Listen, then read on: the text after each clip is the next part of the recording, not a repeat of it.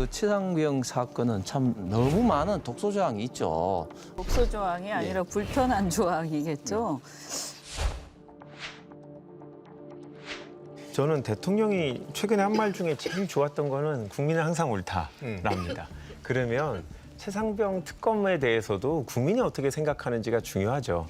저희가 주장하는 법안이라고 다 국민의 지지를 받지는 않습니다. 그런데 최상병 특검법 관련해서는 뭐 많은 분들이 아시겠지만 올 초에 진행했던 신년 여론조사는 무려 73%가 찬성합니다.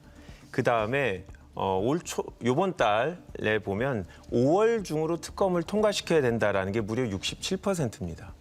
이거는 저희 당이 정략적으로 정무적으로 당의 유익이 도움이 되기 때문에 요구하는 게 아닙니다.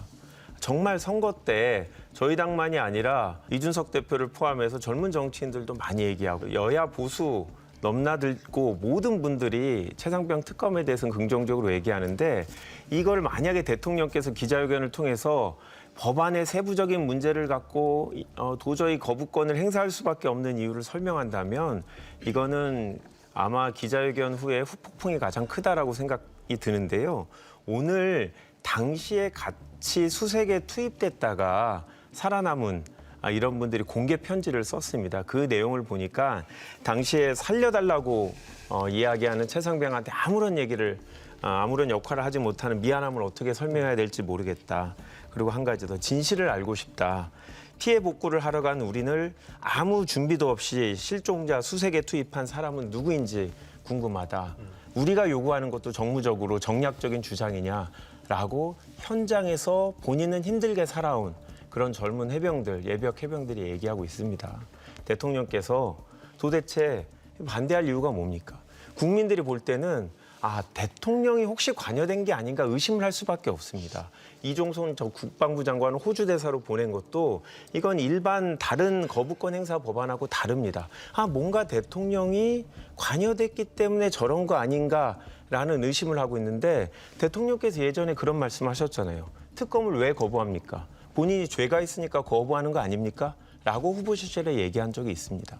이거는 대통령이 그렇지 않다라는 거를 국민들한테 보여주기 위해서도 설사 본인이 생각하실 땐 약간 불편한 법안이 있더라도 그거는 추후에 22대에서 법안을 개정안이 있더라도 요번에 이 부분에 대해서 거부권을 행사하신다면 이거는 돌아올 수 없는 여론의 강을 넘어가는 거다. 저는 이 정도로까지 말씀드리고 싶습니다. 일단 그 최상병 사건은 참 너무너무 좀 안타까운 어떤 사건이죠. 사실 저도 포항에서 최상병 장례식에도 이제 참석을 했습니다. 일단은 이 사건의 좀 안타까움과 앞으로 이제 수사는 이제 별개로 좀 봐야 되는데 원인과 그 어떤 그 과정에 대해서 당연히 이제 밝혀야 되죠. 밝혀야 되는데 그러면 반드시 특검으로만 밝혀집니까? 지금 당연히 이제 법상 지금 공수처와 지금 경북경찰청에서 지금 수사를 하고 있습니다.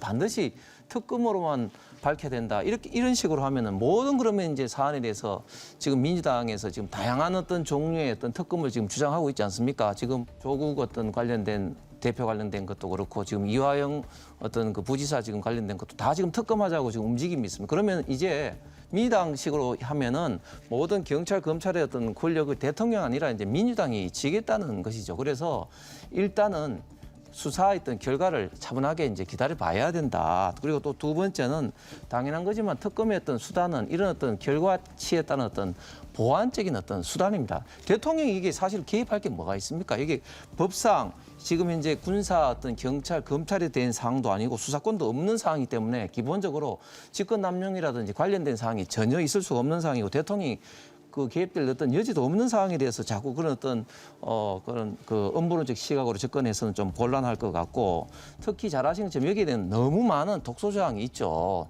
특검의 어떤 추천도 그 국민의힘은 빼고 여당은 빼고 이제 해야 된다. 또 피사실 공표라든지 이런 어떤 많은 독소 조항 사실이 있기 때문에 이 문제에 대해서는 차분하게 수사를 한번 기다려 보는 것이 저는 순서라고 봅니다. 독소 조항이 아니라 불편한 조항이겠죠. 이게 이제 정확하게 얘기하면 그 이제 규명해야 될 게 최상병 죽음에 대한 진상 규명 더하기 이제 수사 외압 그리고 그 이종섭 장관의 호주론에 대한 진상규명 이렇게 이제 세 가지 네. 일련의 사건에 대한 걸 다 밝혀내야 되는 겁니다. 그러면 이걸 다 밝혀내려면 뭘 다 수사를 해야 되냐면 군 해병대뿐만이 아니라요. 그 군 검찰 그리고 그 경북 경찰청 그리고 대통령실까지도 다 수사를 해야 되는 거예요. 그러면 기관들을 다 수사를 해야 되고 이 기관들을 필요하면 다 강제 수사도 해야 되는 거예요. 그러면 이 기관들을 다 강제 수사를 공수처가 할 수 있겠습니까? 우리가 얼추 보더라도요. 고위공직자만 가능하죠. 네. 불가능하죠. 그리고 제가 알기로는 공수처에서 지금 3분이 하시는 걸로 알고 있어요. 담당자가. 네. 네. 그래서 이게 지금 되지도 않고요. 그리고 공수처장이 지금 대통령이 임명을 하지 않습니까? 그러면 저는 애초에 사실은 개인적으로 네. 공수처 자체에 대해서 뭐 우리 김한규 의원님은 어떤지 몰라도 저는 공수처 자체에 대해서도 처음부터 긍정적이지 별로 않으셨다. 긍정적이 않은 편이었습니다. 그래서 이 사건 자체의 수사 자체 공수처가 열심히 하고는 있습니다만 한계가 있다라고 저는 생각을 하고요. 그래서 대통령께서 이거를 공수처에다가 맡기는 것보다도 이 특검을 갖다가 그냥 받아들이시는 게 불편하시더라도 받아들이시는 게 오히려 나중을 위해서도 훨씬 좋습니다. 이게 불편하더라도. 만약에요, 제가 볼 때 이걸 만약에 거부권을 행사하잖아요. 그러면 저는 거부권을 행사하면 이게 정치적으로 시끄럽기도 하겠지만 이 과연 거부권 행사하고 끝날 것이냐? 절대 끝나지 않습니다. 그리고 이게 거부권 행사하고 나서 이 이후에 이 정치적인 파장과 그 이후에 계속되는 정치적 부담과 이런 것들이 어디까지 갈 것인지 한번 생각을 해보세요. 그리고 저는 이게 특검을 해서 수사를 한다라고 했을 때 과연 그렇게까지 그렇게 부담을 꼭 가질 필요가 있느냐. 저는 그렇게 부담 가질 필요가 없다고 생각합니다. 물론 좀 불편하실 수 있어요. 근데 항상 특검은 불편한 겁니다. 그리고 어떤 대통령이나 특검이 있으면 불편한 상황들은 다 이게 통과 의례 비슷하게 그런 일들은 항상 있어 왔습니다. 그런데 그러고 나서 지나가는 것이지 차라리 그게 낫지. 이걸 거부권 행사하고 나서 그 뒤에 어떤 일이 있을지 한번 생각을 해보십시오. 거부권 행사하고 나서 그 이후에 닥칠 정치적 파장보다는 훨씬 가벼울 거라고 저는 분명히 그건 아마 동의하실 거예요. 사실은 그 우리 해병 최상병 사건에서 보듯이 자녀를 군에 보내고 또 젊은 나이에 전장에 가서 또 현장에 가서 이 목숨을 잃고 한다는데 국가가 제대로 진상규명이나 또 명예회복이나 보상을 해주지 않는다면 그게 국가가 아니죠. 그건 반드시 국가가 해야 될 일입니다. 근데 저는 최근에 이 양상에서 보면 벌써 최상병 순직 사건이 나타났던 게 7월 중순이었습니다. 벌써 1년이 가까워지고 있습니다. 왜 수사가 진행 안 됩니까? 저는 그게 너무 답답합니다. 이게 현장이 비교적 간단합니다. 그리고 또 뭐 이른바 여러 가지 업무론이 나오는데 그것도 다 지금 압수수색을 여러 번 했습니다. 왜 결론을 안 내립니까? 왜 빨리 수사를 하지 않을까요? 저는 지난 문재인 정부 이래로 권력 사건을 수사할 때 특히나 이전에 조국 수석도 그렇고 장관도 그렇고 이재명 대표 사건도 그렇습니다만 재판을 하지 않습니다. 또 수사를 하지 않습니다. 왜 이렇게 되었습니까? 이건 현장이 분명히 있고 또 물증이 있고 또 통신 기록까지 다 확보되어 있습니다. 그리고 적용할 법률 같은 것이 다 있는 것이거든요. 벌써 10개월을 넘어가고 있습니다. 특검이 전에라도 분명히 빨리 이 문제, 이 공수처 같은 경우, 공수처는 특히나 민주당이 만든 기관이고 또 지금 임명된 검사들이 전부 민주당 때 임명된 검사들입니다. 이분들이 빨리 소신을 가지고 결론을 내려야 되겠고요. 또 경북경찰청도 왜 이렇게 지금 수사가 지연되는지 그 유족들의 생각 또 우리 해병 또 지금 대외관 해병뿐 아니라 지금 현역 해병들이 얼마나 답답합니까? 누가 어떻게 잘못 판단했는지를 빨리 결론을 내려야 생각합니다. 그리고 그 결론을 바탕으로 미진한 게 있으면 빨리 특검에 들어가야 된다 생각을 하고요.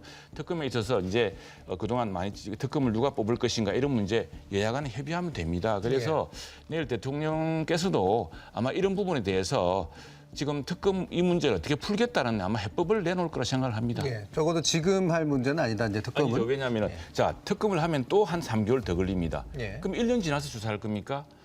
왜 왜 뭐 때문에 결론을 안 내립니까? 무엇이 부족합니까? 이종섭 장관 그래 무슨 갔다가 불려 들어와서 이제 다시 호주 대사랑 그만두고 수사 대기하고 있습니다. 예, 그 기존 수사를 빨리 결론 내고. 그럼요. 왜 예. 수사가 이렇게 지연됩니까? 지체된 정의는 정의가 아니란 말이 있습니다. 이렇게 해서 정말 우리 사법 체계 그리고 지금 그 헌정 체계를 굉장히 이게 지체된 수사 이것이 오히려 더 위태롭게 만들고 있습니다. 예. 빨리 수사의 결론을 내리고 이 결론에 미진한 측면, 미진하다면?